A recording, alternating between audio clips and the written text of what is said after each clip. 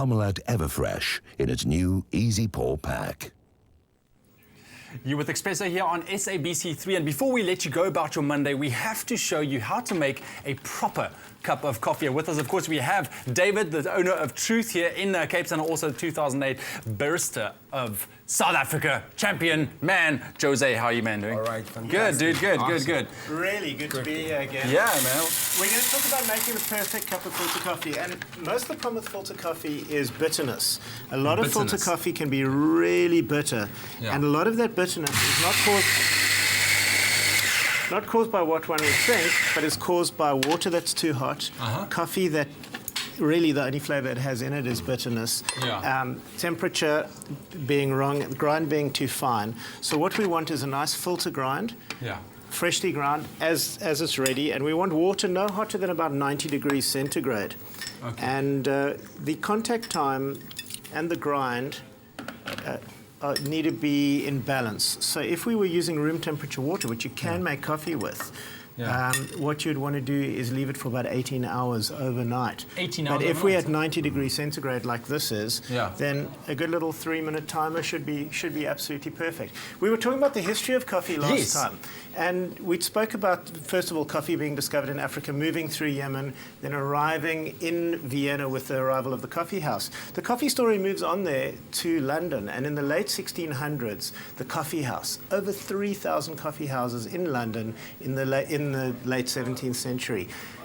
A couple of things you might have heard of. You might have heard of a coffee company called Lloyd's of London. I have, yes, The of course. insurance company. No way. That was a coffee house, and that specialized in shipping. Each coffee house had its own sort of tradition and way of doing things. We're just going to give this a stir for some nice even extraction. Lovely.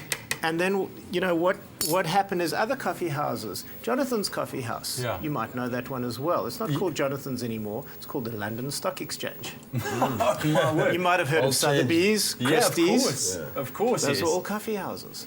So we had this great culture of coffee, which really is only starting to be paralleled today with the opening of all these chains. But the coffee house has been really important in culture. And if you think about the cultural influence, so a couple of odd things. In France and London, women weren't allowed in coffee houses. The rest of Europe, they were. Are you serious? So that changed somewhere along the line. Why was that, though? What do you think?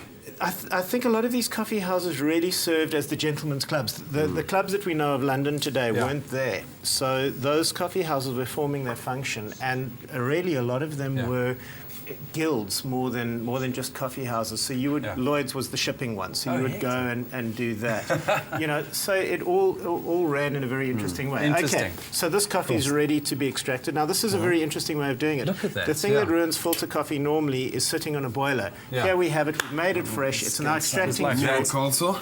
That's it. I will do the honors. Holds the coffee in, and where do I throw it in?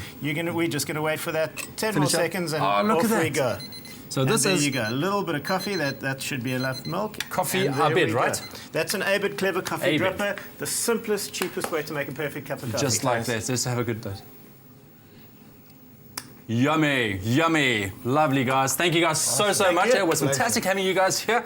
All right, so we'll see you guys now. Just let's go over to the rest of the team. Stay with eXpresso and SABC3.